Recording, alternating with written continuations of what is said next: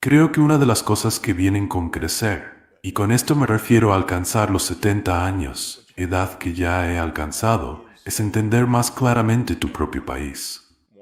Esto lleva décadas. Cuando vives dentro de un entorno específico, no es fácil entender plenamente el medio en el que estás viviendo. De hecho, puede ser más fácil comprender una aldea rural en África o una economía de montaña en el altiplano de los Andes, en Bolivia, que entender tu propia sociedad. Yo no entendí a profundidad la política exterior de los Estados Unidos durante gran parte de mi carrera. Tenía cierto escepticismo desde temprano, porque incluso a los 14 años ya marchaba contra la guerra de Vietnam. Crecí en la época de los asesinatos de JFK, RFK y Martin Luther King, así como en la era del escándalo de Watergate. No quiero decir que fuera ingenuo o excesivamente optimista, pero la magnitud con la que el gobierno de los Estados Unidos recurre implacablemente a asesinatos, golpes de Estado y guerras por elección es algo que solo llegué a entender poco a poco. Por ejemplo, aprende sobre Mossadegh en Irán en 1953. Es un proceso de aprendizaje, no algo que me enseñaran en clase, eso seguro. O descubres sobre el asesinato de Lumumba en 1961, llevado a cabo en gran parte por la CIA en complicidad con los belgas. Luego, paso a paso, te das cuenta de que hay docenas y docenas de casos como estos. Y finalmente llegas a entender, al menos en mi caso, solo con el tiempo, cuán profundamente sistémico es este comportamiento.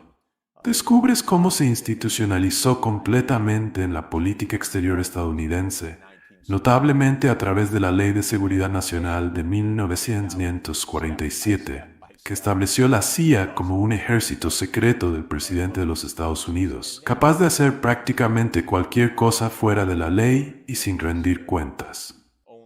Y así es, en mi opinión, la realidad de la política exterior de los Estados Unidos. Cuando piensas en la capacidad de los presidentes de involucrar al país en guerras, derrocar gobiernos o asesinar a políticos extranjeros, te das cuenta de que es un estado tiránico, no un estado democrático. A lo largo de los años he llegado a conocer a muchos miembros del Congreso. Ellos no hacen su trabajo porque institucionalmente son sobornados o manipulados para que no lo hagan. Y si intentan cumplir con su función, son removidos o marginados. Ha habido una sola supervisión real del Congreso sobre la CIA, y fue hace 50 años, con el Comité Church. Desde entonces no ha habido rendición de cuentas de la Agencia Central de Inteligencia. Entonces, ¿el gobierno de los Estados Unidos intenta derrocar a otros gobiernos de manera continua? Absolutamente sí. Ha intentado dividir a Rusia después de 1991 de la misma manera que trató de desmantelar la Unión Soviética entre 1945 y 1991? Sin duda. Esto está documentado en muchos lugares, pero necesitas saber dónde buscar y tener la disposición de hacerlo. Y cuando lo haces, no es una historia feliz.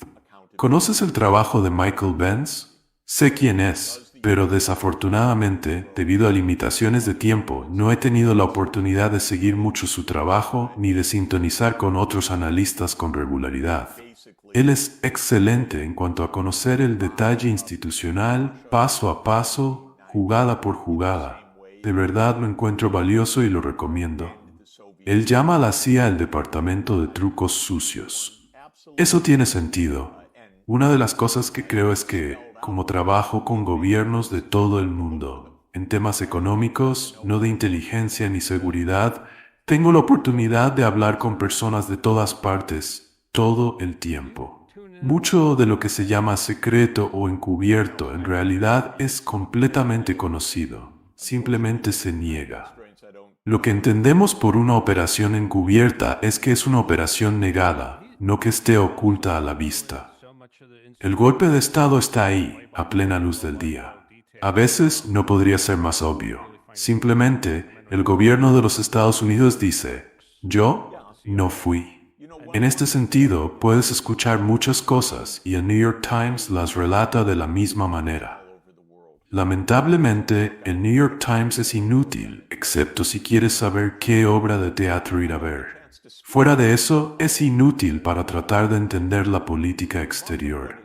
Un gran punto que aprendí de Benz y que él ilustra muy bien es que el manual de los trucos sucios se ha vuelto hacia adentro. Ahora lo usan contra nosotros. Censura, persecución, propaganda, intimidación, el uso estratégico del sistema legal, todo esto. Y me pregunto si sientes lo mismo, que la falta de consideración moral hacia las personas fuera del país ha sido terrible y vergonzosa, y que esa especie de decadencia moral ahora está infectando gravemente nuestra política interna. ¿Eso tiene sentido? No hay duda de ello. Para usar una analogía quizás cliché, la República Romana se convirtió en el Imperio Romano, y la República Americana se ha convertido en el Imperio Americano. Creo que esto es cierto, y el poder imperial no maneja bien las amenazas internas. Pertenezco a la escuela de pensamiento que cree que JFK, RFK y Martin Luther King fueron eliminados por fuerzas que incluían partes del propio gobierno de los Estados Unidos. No creo que esto sea algo descabellado. He pasado décadas, al igual que probablemente muchos de mi generación, tratando de entender esos eventos. Y creo que lo que es absolutamente innegable es que las pruebas forenses contradicen la versión oficial.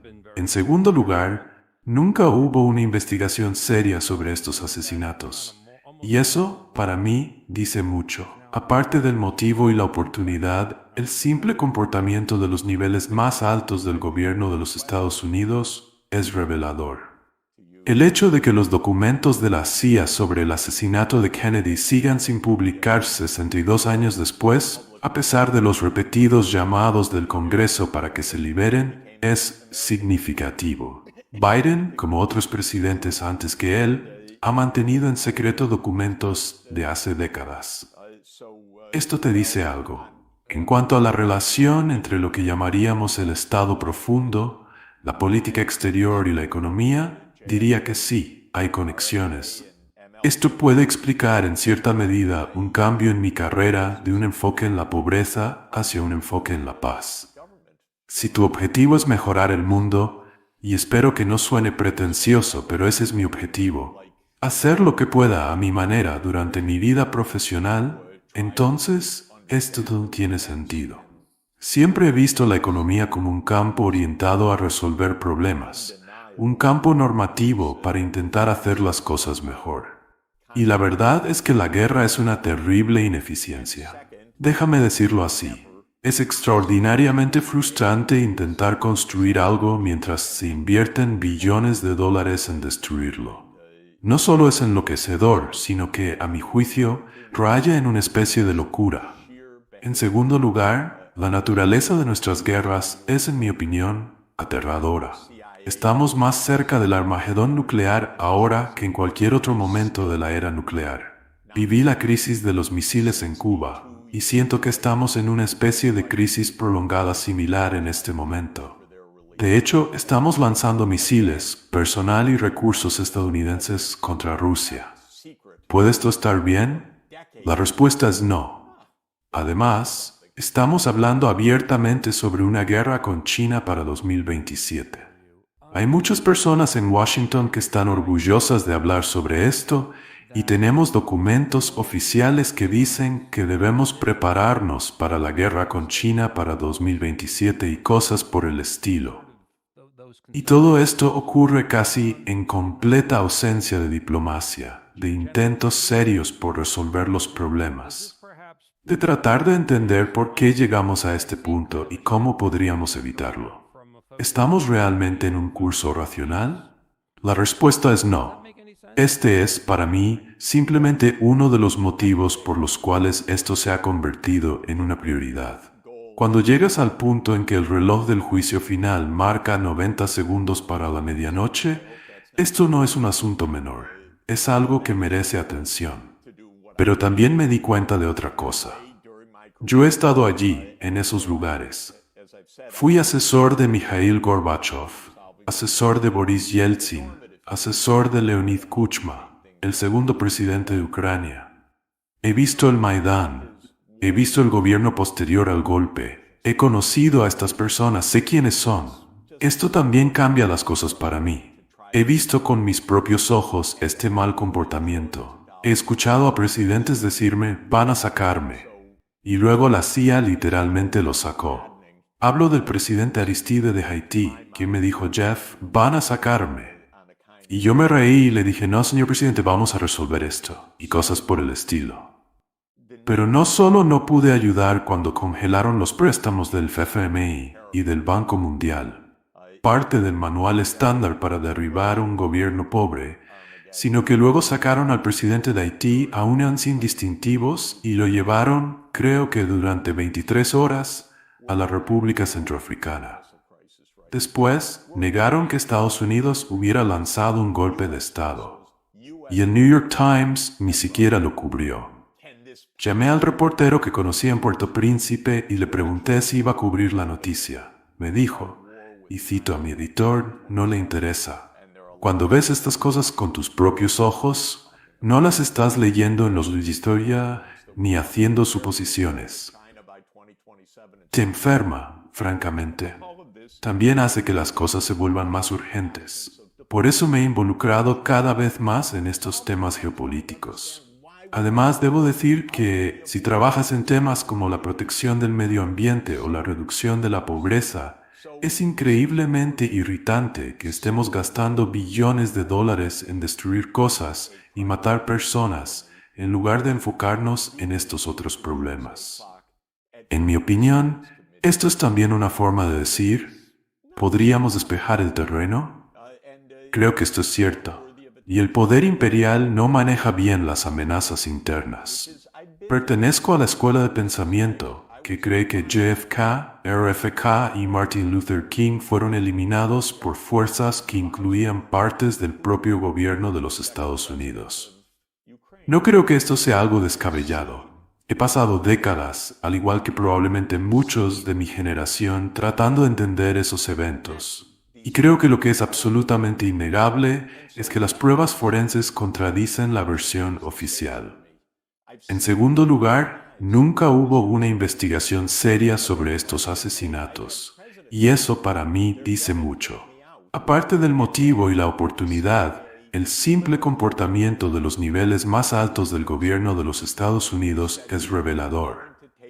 El hecho de que los documentos de las CIA sobre el asesinato de Kennedy sigan sin publicarse 62 años después, a pesar de los repetidos llamados del Congreso para que se liberen, es significativo.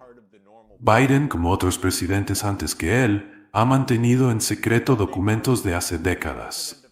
Esto te dice algo. En cuanto a la relación entre lo que llamaríamos el Estado profundo, la política exterior y la economía, diría que sí, hay conexiones. Esto puede explicar en cierta medida un cambio en mi carrera de un enfoque en la pobreza hacia un enfoque en la paz.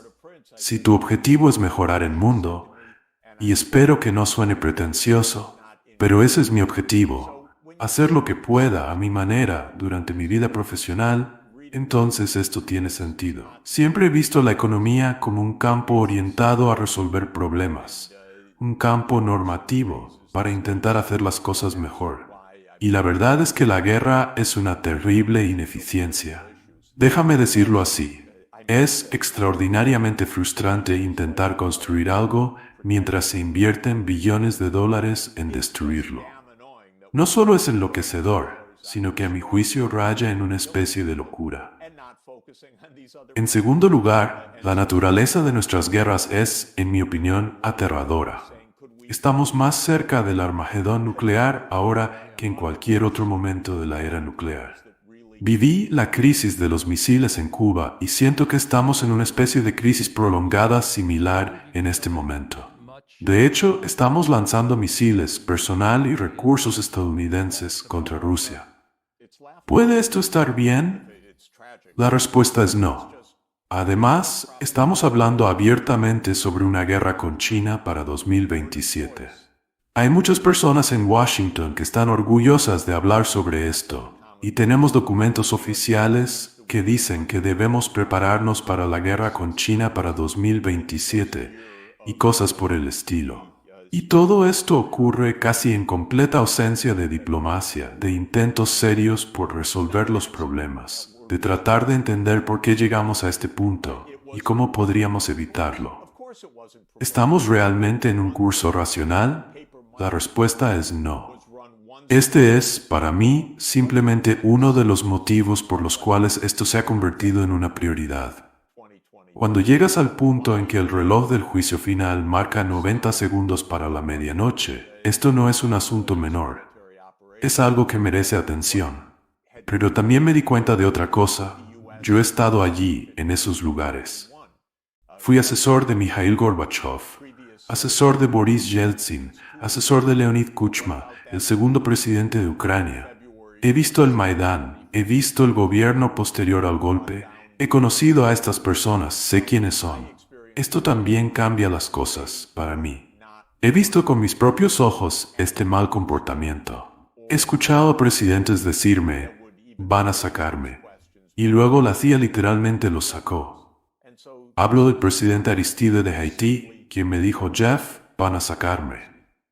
Y yo me reí y le dije, no, señor presidente, vamos a resolver esto y cosas por el estilo. Pero no solo no pude ayudar cuando congelaron los préstamos del FMI y del Banco Mundial, parte del manual estándar para derribar un gobierno pobre, sino que luego sacaron al presidente de Haití a un avión sin distintivos y lo llevaron, creo que durante 23 horas, a la República Centroafricana.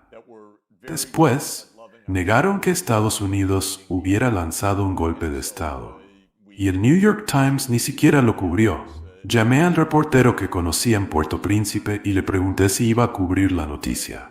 Me dijo, y cito, a mi editor no le interesa. Cuando ves estas cosas con tus propios ojos, no las estás leyendo en los libros de historia ni haciendo suposiciones. Te enferma, francamente. También hace que las cosas se vuelvan más urgentes. Por eso me he involucrado cada vez más en estos temas geopolíticos. Además, debo decir que, si trabajas en temas como la protección del medio ambiente o la reducción de la pobreza, es increíblemente irritante que estemos gastando billones de dólares en destruir cosas y matar personas, en lugar de enfocarnos en estos otros problemas. En mi opinión, esto es también una forma de decir, ¿podríamos despejar el terreno? Para que podamos centrarnos en las cosas que realmente pueden mejorar la vida de las personas. Volviendo a Rusia, creo que usted siente que gran parte, si no la mayoría, de lo que se dice en los principales medios de comunicación occidentales sobre Rusia es falso. Es risible, aunque también trágico. Es pura propaganda. Palabras que vienen impuestas desde las altas esferas. Por ejemplo, después del año 2022, la palabra elegida fue no provocada. No es una palabra común, pero el New York Times utilizó la palabra no provocada 26 veces, según mi recuento, en el primer año de la operación militar especial que comenzó el 24 de febrero de 2022. No es una coincidencia que esa palabra se haya utilizado repetidamente. Fue una elección deliberada. Por supuesto, no fue no provocada. Lo mínimo que podría haber hecho el periódico habría sido publicar un artículo analítico que planteara preguntas como ¿cuáles son los antecedentes de lo ocurrido el 24 de febrero de 2022? ¿Por qué Putin decidió que Rusia llevaría a cabo esta operación militar? ¿Qué había propuesto Putin a los Estados Unidos el 15 de diciembre de 2021? ¿Qué ocurrió con acuerdos previos como el Acuerdo de Minsk? ¿Y qué hay del golpe del 22 de febrero de 2014 que derrocó a Viktor Yanukovych? Mi experiencia con el New York Times me dice que no publicaría ni un solo artículo analítico, ni una opinión que planteara siquiera estas preguntas, y mucho menos que presentara pruebas al respecto. En mi opinión, esto es simplemente deshonestidad periodística. Culpan a Rusia por tantas cosas que parece ser el chivo expiatorio habitual para cualquier problema. A veces incluso culpan a Rusia por actos cometidos por los propios funcionarios de los Estados Unidos. Sabemos además que hay teorías en psicología social e incluso en biología evolutiva que explican este tipo de comportamiento, como el concepto de selección a dos niveles. Somos muy buenos en amar a los nuestros y odiar al otro. Filtramos las evidencias, las seleccionamos de manera que confirmen nuestros prejuicios. Esto incluye sesgos de confirmación, otros sesgos en economía del comportamiento y, por supuesto, un sesgo mediático constante y omnipresente. La semana pasada hubo un artículo sobre el trágico y probablemente accidental derribo de un avión civil azerbaiyano que voló en una zona de conflicto en Rusia. Ucrania estaba atacando con drones y Rusia contraatacaba con misiles antidrones. Es muy posible, aunque aún no lo sabemos con certeza, que el avión civil haya sido derribado por un misil antidrones ruso o por metralla de alguna explosión relacionada. Sin embargo, un columnista del Washington Post escribió que esto es básicamente lo que hacen los países incivilizados, insinuando que Rusia es incivilizada, que son los bárbaros, mientras que nosotros somos los civilizados. Este concepto de quién es civilizado y quién es bárbaro se remonta a unos 3000 años atrás, pero sigue siendo una idea trivial. Un lado siempre se autodenomina civilizado y tilda al otro lado de bárbaro. ¿De verdad tenemos que leer esta tontería en nuestra prensa, escrita por adultos que deberían tener mayor criterio? Por lo general no leo este tipo de cosas, pero de vez en cuando lo hago y me recuerdo por qué no lo hago con regularidad. ¿Por qué las élites occidentales, especialmente las gubernamentales, parecen tan empeñadas en debilitar o desmembrar a Rusia? Creo que esto ha sido parte de la estrategia de Estados Unidos desde 1945. Tan pronto como terminó la Segunda Guerra Mundial, todo el sistema de seguridad de los Estados Unidos, incluso antes de que existiera la CIA y cuando solo existía la OSS, ya había predicho una guerra con Rusia o con la Unión Soviética. En 1952 era la fecha estimada para ese conflicto.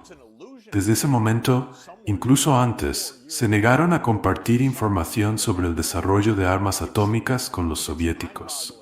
La idea era que los bolcheviques eran el enemigo y habría que enfrentarlos.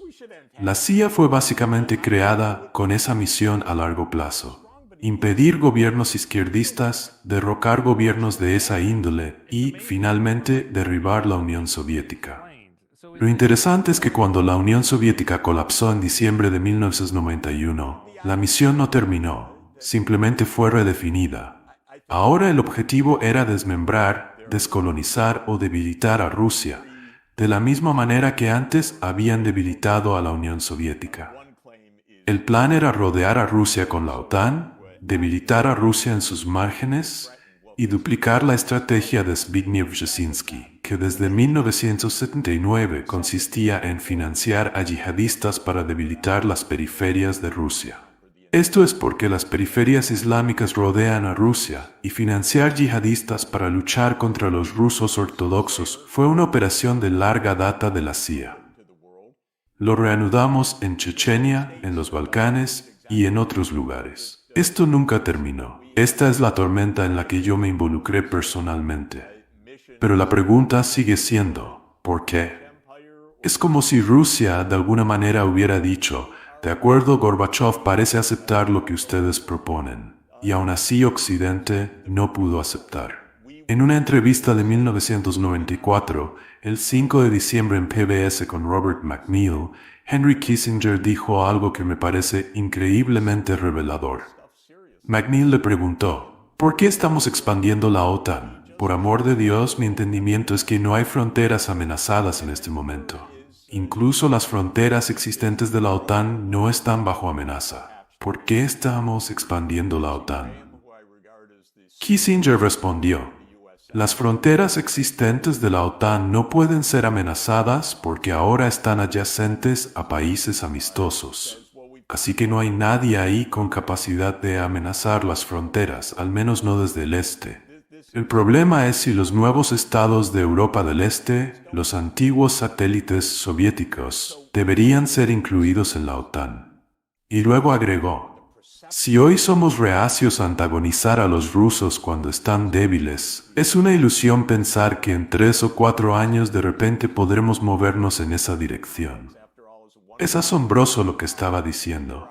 Básicamente afirmaba que, por supuesto, deberíamos antagonizar a los rusos. O lo hacemos cuando son débiles o tendremos que hacerlo cuando sean fuertes. Lo daba por sentado. No había una amenaza real, pero aún así, según su razonamiento, debíamos actuar contra ellos. Es casi hilarante, pero al mismo tiempo inquietante. Esto lleva a una pregunta más profunda.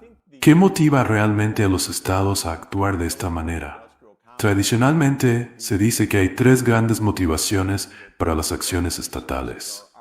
La primera es el miedo, es decir, actuar porque se siente amenazado. Pero Kissinger dejó claro que esto no era por miedo, no hay una amenaza real. La segunda motivación es la gloria, en una forma u otra. Por ejemplo, Alejandro Magno realmente quería conquistar el mundo entero. Creía que era hijo de Zeus porque un adivino en Egipto se lo había dicho. Y salió al mundo para demostrarlo. En el caso de los Estados Unidos no lo ponen exactamente de esa manera, pero sí lo presentan como que tienen una misión global, una misión civilizadora, similar a la del Imperio francés o la del Imperio británico. Nosotros, Estados Unidos, somos los líderes liberales del mundo libre. Tenemos la tarea de hacer que el mundo sea seguro y que adopte nuestra imagen. Algunos adultos, aunque no de una manera particularmente madura en mi opinión, se toman esto en serio. Personas como Robert Kagan, con su idea de hegemonía liberal, creen que simplemente debemos gobernar el mundo porque según ellos es lo mejor para todos. La tercera motivación es mucho más materialista, incluso cínica. Tiene que ver con intereses económicos o recursos. Lindsey Graham, a quien considero uno de los senadores más ignorantes de los Estados Unidos, constantemente confirma esta opinión con declaraciones absurdas. Por ejemplo, dijo, tenemos que luchar en Ucrania. Tienen $10 billones en minerales. Tenemos que controlarlos para que los rusos y los chinos no lo hagan. Entonces la lucha por los recursos también juega un papel, o al menos la percepción de esa lucha. Hay 2 tipos de recursos en juego. Uno son los recursos directos, como los que se convierten en negocio bélico. El complejo militar industrial es una operación de $1.5 billones al año. Mucho de ese dinero fluye hacia diferentes direcciones, incluidas las universidades y los centros de pensamiento en Washington y a lo largo de la costa este, todos financiados por estas compañías o por el propio gobierno de los Estados Unidos. Esto es un esfuerzo nacional, después de todo. Por otro lado, está la percepción de que los recursos de otras naciones son nuestros para ser tomados. Esa percepción, junto con la idea de la gloria de gobernar el mundo, las supuestas amenazas y el deseo de antagonizar a Rusia cuando es débil en lugar de cuando sea fuerte, son todas motivaciones que se combinan. No hay un único motivo para todo esto, salvo el hecho de que la guerra es una actividad estatal. Y dirigir un Estado complejo implica una coalición de fuerzas, contratistas militares, políticos, ideólogos, compañías privadas haciendo negocios al margen y más. Es una coalición. Estructuralmente, en mi opinión, el mayor problema del sistema estadounidense es la permanencia y falta de rendición de cuentas de la CIA. Hemos creado una institución que literalmente opera fuera del control legal y lo hicimos de manera consciente y deliberada. Esto es algo que lamentó profundamente Harry Truman, quien firmó la Ley de Seguridad Nacional, y que temió Dwight D. Eisenhower, quien nos advirtió sobre el complejo militar industrial. Y en mi opinión, fue una de las causas principales detrás del asesinato de John F. Kennedy y Robert F. Kennedy. Creo que perecieron debido a su oposición a este Estado secreto e incontrolable dentro del Estado. Una última pregunta. Realmente no puedo imaginar tener una conversación en estos términos con ningún otro economista, y mucho menos con uno muy destacado, influyente y eficaz. Millones de personas te escuchan, probablemente cada semana. Quizás estoy exagerando un poco, pero no mucho. Entonces, si tienes razón, y como puedes ver, estoy inclinado a estar de acuerdo contigo, ¿por qué es tan difícil que otros lo digan? Hay dos preguntas aquí. Por un lado, ¿por qué nadie más hace lo que tú haces? No sé si lo que hay que explicar es por qué nadie más lo hace o por qué tú sí lo haces. Y por otro lado está la pregunta más grande. Todo esto es tan evidente, está tan en nuestras caras. Por ejemplo, la manera en que están violando la democracia, como en Rumanía recientemente, es tan descarado. Entonces, ¿por qué existe un tabú tan fuerte sobre esto? ¿Habrá algún tipo de despertar respecto a todo esto? Es algo curioso. Realmente está en nuestras caras de una manera impactante. Por ejemplo, la explosión del Nord Stream. El presidente Biden dice, si Rusia invade lo terminaremos. Un periodista le pregunta, ¿cómo? Y Biden sonríe con una mueca y dice, bueno, tenemos nuestras maneras. Y luego sucede. Y después todos dicen, obviamente fueron los rusos. Fueron los rusos. Y ves a todos estos columnistas y analistas de televisión propagando tonterías. Otro ejemplo, el COVID. Por ejemplo, la manera en que están violando la democracia, como en Rumanía recientemente, es tan descarado. Entonces, ¿por qué existe un tabú tan fuerte sobre esto? ¿Habrá algún tipo de despertar respecto a todo esto? Es algo curioso. Realmente está en nuestras caras de una manera impactante. Por ejemplo, la explosión del Nord Stream. El presidente Biden dice, si Rusia invade, lo terminaremos. Un periodista le pregunta, ¿cómo? Y Biden sonríe con una mueca y dice, bueno, tenemos nuestras maneras. Y luego sucede. Y después todos dicen, obviamente fueron los rusos. Fueron los rusos. Y ves a todos estos columnistas y analistas de televisión propagando tonterías. Otro ejemplo, el COVID. Presidí una comisión importante con personas serias para la revista médica The Lancet. No diría que soy un experto en salud pública, pero como economista he dedicado una cantidad considerable de tiempo a entender los problemas de salud pública. He liderado una comisión importante para la OMS. Ayudé a crear la idea del Fondo Mundial para la lucha contra el SIDA, la tuberculosis y la malaria. He estado involucrado en estos temas. Y cuando comencé a analizar el tema del COVID, era evidente que el gobierno de los Estados Unidos había mentido y mentido sobre el origen del virus. No conocemos todos los detalles, pero sabemos que hay un encubrimiento. Eso sí, lo sabemos. Y sin embargo nos dicen, obviamente fue natural. Es que la gente no puede comportarse de manera mínimamente honesta y racional. Ahora el público cree poco de lo que dice el gobierno. Esto es muy interesante para mí. Cuando el gobierno dice, Lee Harvey Oswald es el único asesino de JFK, a pesar de todas las pruebas forenses, o Sirhan es el único asesino de RFK, a pesar de que el mismo forense que realizó la autopsia dijo que era imposible, porque el disparo fue hecho desde atrás, no desde el frente, el público ya no cree en estas historias. Pero el gobierno no necesita decir más. Simplemente dice, esa es la respuesta. Simple y llanamente. No les importa si lo crees o no. Ese es el contexto en muchos de estos temas. No les importa que estén echándonos humo en la cara y que sepamos que lo están haciendo. No les importa en absoluto. Bueno, no sé, llámame anticuado, pero asistí a muchos seminarios en mi juventud donde la idea era cuestionar los errores del presentador del trabajo. Así fui entrenado, desafiar las afirmaciones y examinarlas. Y cuando las afirmaciones que se hacen no solo son obviamente falsas, sino también extraordinariamente peligrosas, porque nos están llevando cada vez más cerca del borde de una aniquilación nuclear, vale la pena denunciarlas. Estás cuestionando grandes narrativas y estoy muy agradecido por lo que haces.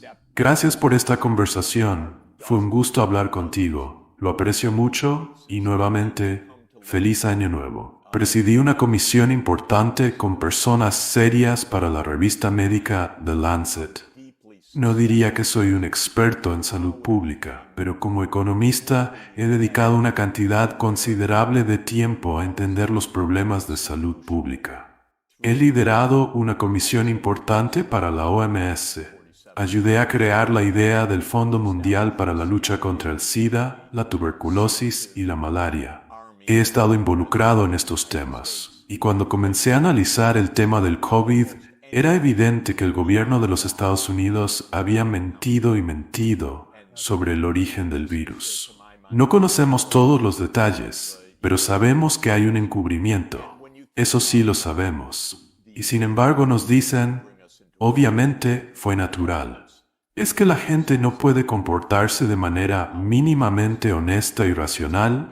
Ahora el público cree poco de lo que dice el gobierno.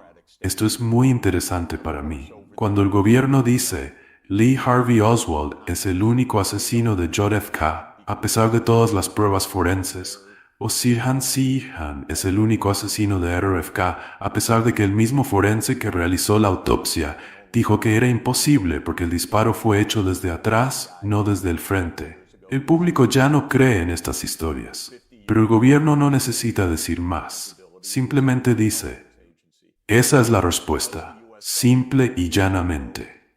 No les importa si lo crees o no. Ese es el contexto en muchos de estos temas. No les importa que estén echándonos humo en la cara y que sepamos que lo están haciendo. No les importa en absoluto. Bueno, no sé, llámame anticuado, pero asistí a muchos seminarios en mi juventud donde la idea era cuestionar los errores del presentador del trabajo. Así fui entrenado, desafiar las afirmaciones y examinarlas.